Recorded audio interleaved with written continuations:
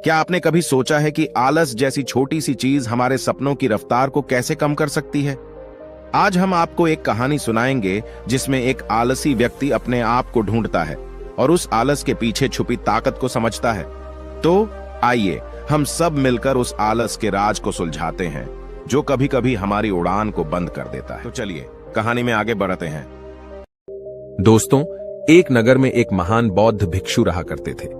वह बहुत ज्ञानी थे और बहुत ही शांत स्वभाव के थे और उनकी यह बात ही उनकी विशेषता भी थी। एक बार की बात है, बौद्ध भिक्षु नगर वासियों को उपदेश दे रहे थे। बौद्ध भिक्षु कह रहे थे कि शब्दों में जीवन बदलने की शक्ति होती है। अपने शब्दों से जीवन बदलो।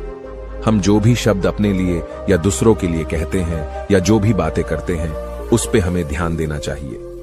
इतना कहकर बौद्ध भिक्षु ने अपना उपदेश समाप्त किया और वहां से चले गए। एक दिन वह बौद्ध भिक्षु एक मार्ग से होकर गुजर रहे थे। उसी मार्ग से एक युवक होकर गुजर रहा था। उस युवक ने जब उन बौद्ध भिक्षु को देखा तो वह जोर जोर से हंसने लगा और कहने लगा, अरे साधु महाराज, आप तो ढोंगी है। आपके उपदेशों में यह कहने से कि शब्दों में बड़ी ताकत है, आपकी बात सत्य नहीं हो जाएगी। ये सब सिर्फ बातें हैं। भला ऐसे कैसे हो सकता है कि शब्दों से हमारा जीवन बदल सकता है?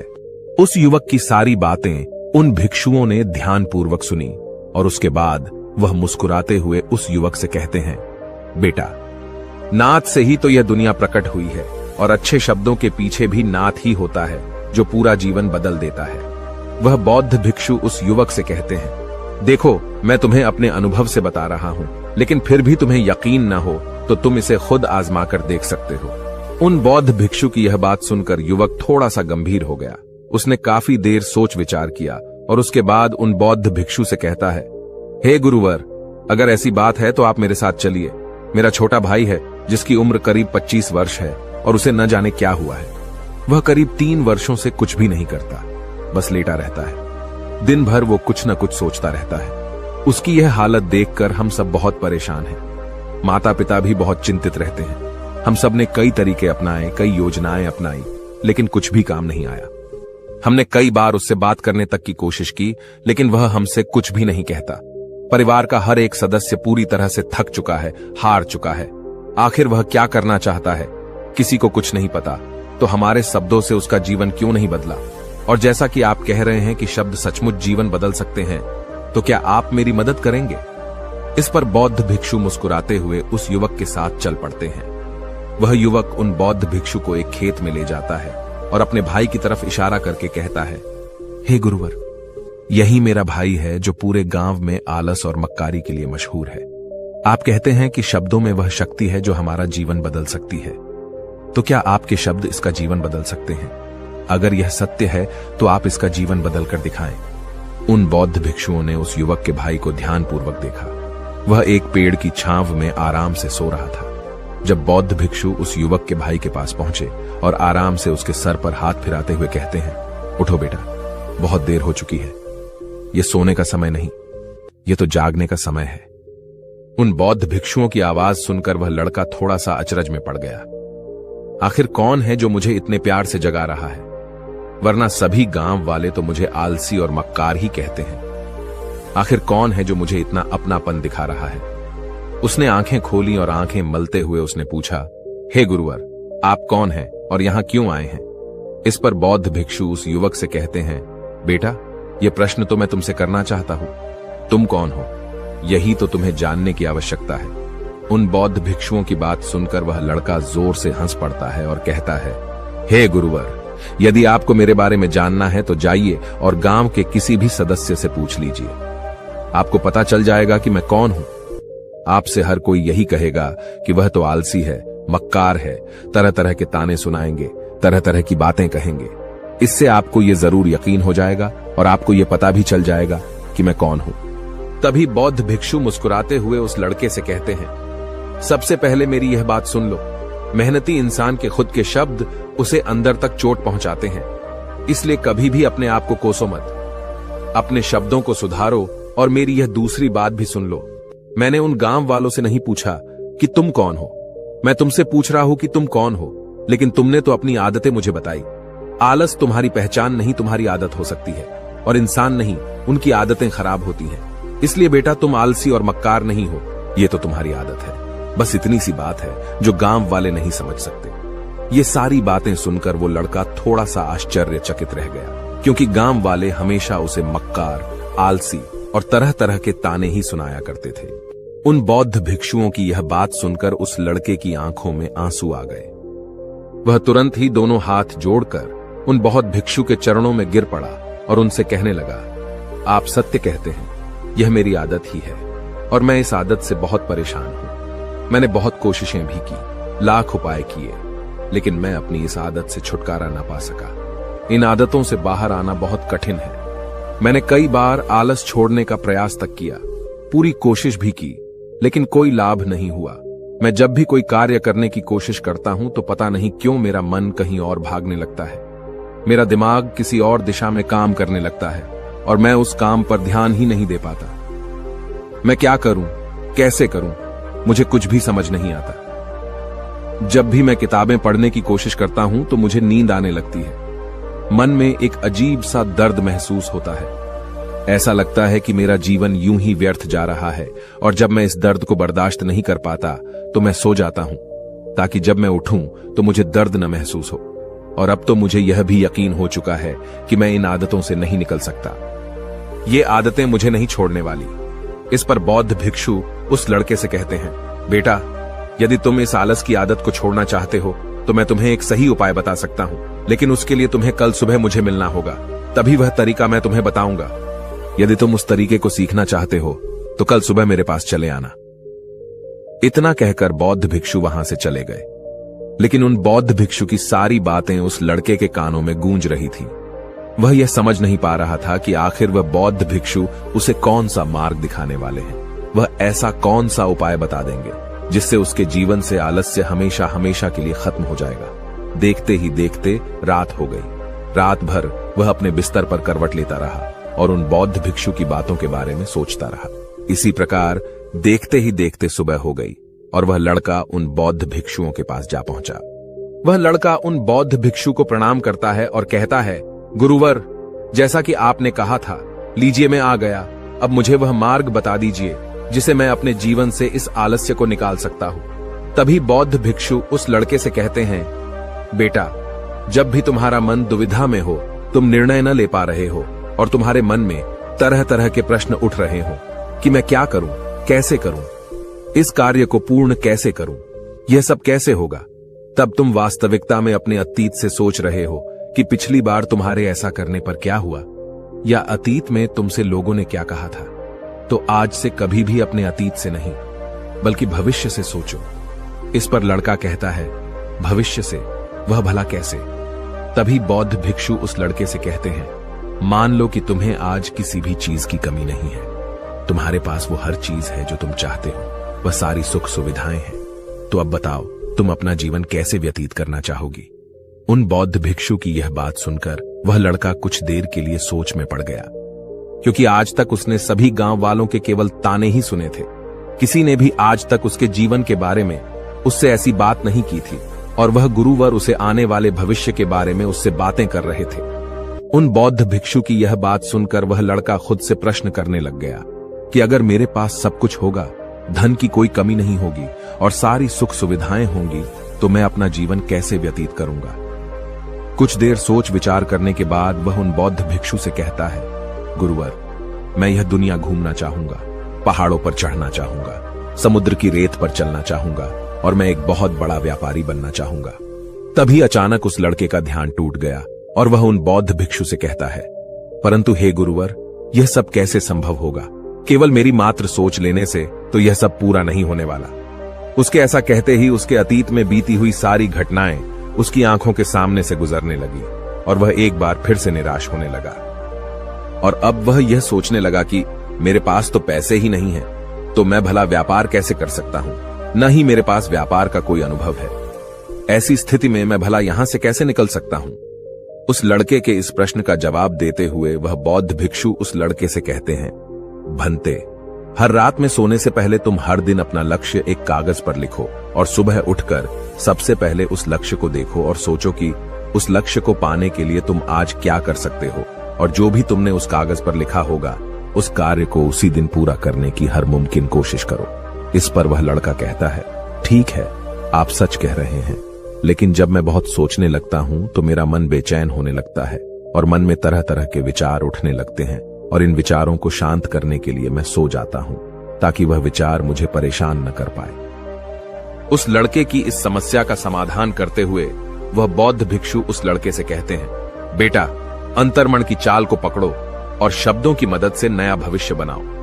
तभी लड़का कहता है, हे गुरुवर, आप क्या कहना चाहते हैं? मैं आपकी बात समझ नहीं पा रहा। इस पर बौद्ध भिक्षु मुस्कुराते हुए कहते हैं, बेटा, कैसे होगा? यह जो सवाल है, यह सवाल नहीं बल्कि एक डर है जो तुम्हारे अंतर्मन में बैठा हुआ है, जो तुम्हें अगला कदम लेने से रोक रहा है, तुम्हें कदम आगे बढ़ाने से रोक रहा है।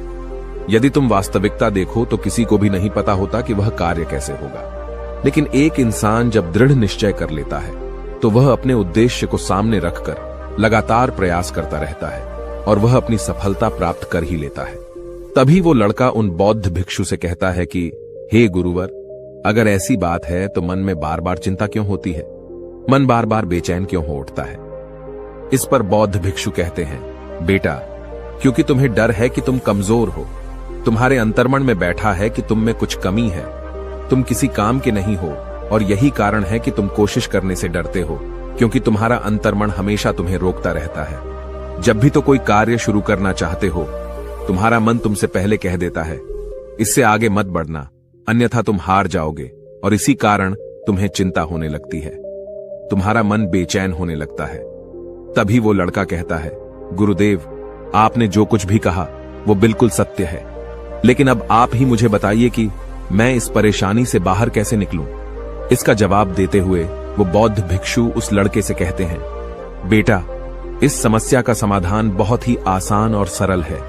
तुमने देखा होगा कि अक्सर ही हम अपने आप को दोष देते रहते हैं, अपने आप को तरह तरह के अपशब्द कहते रहते हैं जो हमारे अंतर्मन में जाकर बैठ जाते हैं और वही हमें आगे बढ़ने से रोकते हैं। और इन शब्दों का हम पर बहुत गहरा प्रभाव भी पड़ता है, क्योंकि जैसा हम खुद से कहते हैं, जैसा हम पूरी भावनाओं के साथ सोचते हैं, हम वैसा ही बनते चले जाते हैं। इसलिए यदि तुम खुद को बदलना चाहते हो तो कि तुम भी काबिल बन सको, तो तुम्हें अपने अंतर्मन को नए संदेश देने की जरूरत है, जैसे कि मेरे शरीर का हर एक कण, हर एक हिस्सा, हर एक विचार शांति और ऊर्जा से भरा हुआ है। मैं दृढ़ संकल्प और आत्मविश्वास के साथ हर दिन के लक्ष्यों को पूरा करता हूं। मैं अपने कमजोरी को अभ्यास में बदलता हूं, चिंता को ध्यान में बदलता हूं। मैं उत्साह और ऊर्जा से भरा हुआ हूं, लगातार अपने लक्ष्यों पर काम करता हूं। ऐसे शब्द जब तुम खुद से कहोगे तो तुम शक्तिशाली महसूस करने लगोगे और तुम्हारी सारी चिंताएं खत्म होने लगेंगी, क्योंकि यही शब्दों की ताकत है। वह तुम वही बना देंगे जो तुम खुद से कहोगे।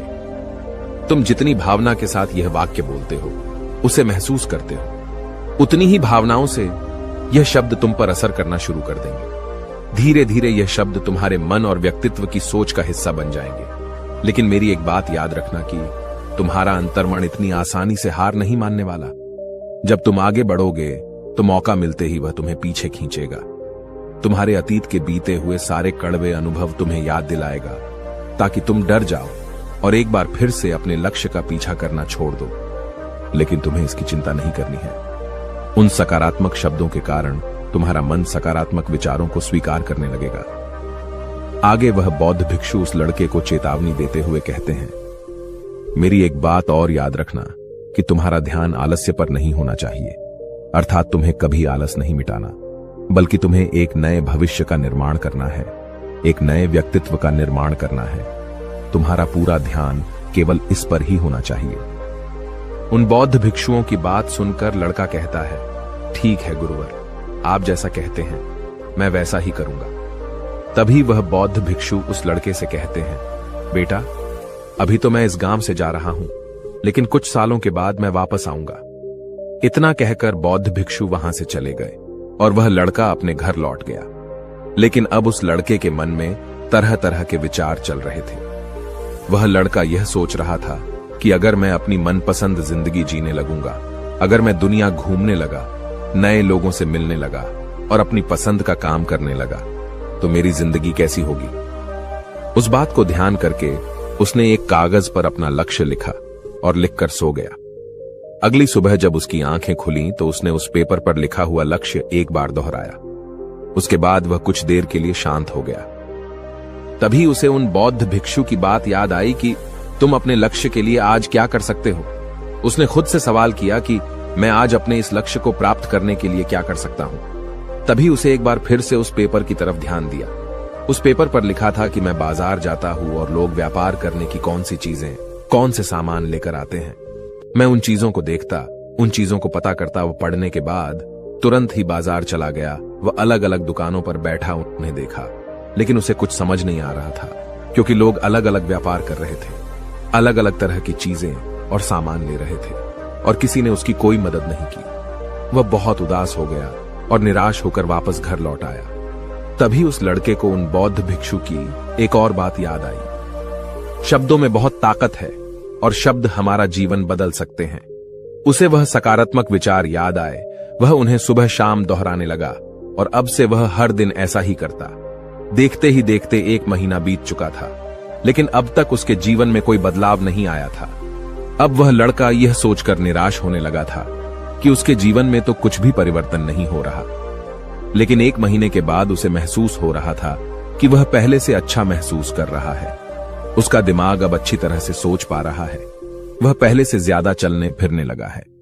धीरे धीरे उसे समझ में आने लगा कि जो लोग आगे बढ़ते हैं, महान काम करते हैं, उनकी सोच में कितना अंतर होता है। वे लोग हमेशा शक्तिशाली विचार सोचते हैं। दूसरों की छोटी सोच और डर से वह कभी प्रभावित नहीं होते। जब भी उनके सामने कोई मुश्किल आन पड़ती है तो वह घबराते नहीं, बल्कि उस समस्या का समाधान निकालते हैं। इस समस्या के समाधान पर ध्यान केंद्रित करते हैं और न ही वह कभी किसी का इंतजार करते हैं। वह केवल खुद पर विश्वास करते हैं और तुरंत ही कदम आगे बढ़ाते। जब उस लड़के को ये सारी बातें समझ में आने लगीं, तो उसने भी धीरे धीरे अपने कदम आगे बढ़ाने शुरू किए। उसने बिल्कुल वैसा ही व्यवहार करना शुरू किया। अब से वो कभी खाली नहीं बैठता था। जब भी उसका मन करता, वो बाजार जाता और लोगों के बारे में जानता समझता कि वो किस प्रकार व्यापार कर रहे, कौन से चीजें खरीद रहे हैं और किन चीजों पर उन्हें लाभ हो रहा है। और जब उसका मन करता तो अपने पिता की मदद भी करता था। वो अपने पिता के साथ मंडी में जाता, वहां पर जाकर मोल भाव करता। ते हमेशा कुछ न कुछ सीखने में ही जुटा रहता है। तभी एक दिन गांव में एक मसाले का व्यापारी आया। उसे कुछ पढ़े लिखे नौजवानों की जरूरत थी, जो माल की गिनती कर सके और हिसाब रखने का काम कर सके। वह लड़का अपने लक्ष्य को जानता था कि उसे क्या पाना है। उसे समझ में आ गया था कि इस काम से उसे बहुत कुछ सीखने को मिलेगा। बेहिचक उस सेठ के पास पहुंच गया। वह जानता था कि उसे उस काम के बहुत कम पैसे मिलेंगे, लेकिन फिर भी वह उस काम को करने के लिए तैयार था। अब उस लड़के की सोच पूरी तरह से बदल चुकी थी। अब वह बाकी लोगों की तरह नहीं सोचता था। बहुत ईमानदार और समझदारी से काम करता था। देखते ही देखते करीब 3 महीने बीत गए और अब व्यापारी यह समझ चुका था कि नौजवान बहुत ही समझदार है और वह उसे व्यापार में बहुत मदद करता है। इसलिए उस मसाले के व्यापारी ने उस लड़के को अपना सहायक बना लिया। उस व्यापारी ने देखा कि इस लड़के की दिनचर्या सबसे अलग है। यह हर दिन पढ़ता है, लिखता है, सुबह उठकर ध्यान करता है, नई चीजें सीखता है। परेशानी आई तो भी विचलित नहीं होता। ये सबसे सम्मान से बात करता है, सबका आदर करता है। देखते ही देखते 1 साल बीत चुके थे और अब तो व्यापारी उस नौजवान से बहुत खुश था। उसने धीरे धीरे उस नौजवान को व्यापार के सारे गुण सिखा दिए और देखते ही देखते वह लड़का अब एक छोटा सा व्यापारी बन चुका था। और जब उस लड़के के अंदर व्यापार की समझ आ गई तो उसने जड़ी बूटियों का व्यापार शुरू कर दिया और देखते ही देखते केवल कुछ ही वर्षों में उस नगर का सबसे बड़ा व्यापारी बन गया। लोग उसे सबसे बड़े व्यापारी के नाम से जानने लगे। उसकी नाम दूर दूर तक फैलने लगा। करीब 5 वर्षों बाद जब वह वापस अपने घर लौटा तो लोग बहुत हैरान थे। उसे देखकर लोग बहुत अचंभित थे। उसके सारे जानने वालों ने उस लड़के से पूछा, तुम इतना कैसे बदल गए? तब उसने कहा, उन गुरु ने सच ही कहा था, शब्दों से हम जीवन बदल सकते हैं। वैसे आपने आज के इस वीडियो से क्या सीखा हो, मुझे आप कमेंट में जरूर बताइएगा। इसी के साथ में उम्मीद है कि आपको आज की ये वीडियो जरूर पसंद आई होगी। तो इस वीडियो को लाइक और अपने दोस्तों के साथ शेयर भी जरूर कीजिएगा और हमें ऐसे ही सपोर्ट करने के लिए चैनल को सब्सक्राइब जरूर दबा दीजिएगा। तो चलिए फिर मिलते हैं अगली वीडियो में। तब तक के लिए अपना ख्याल रखें। धन्यवाद और नमो बुद्धाय।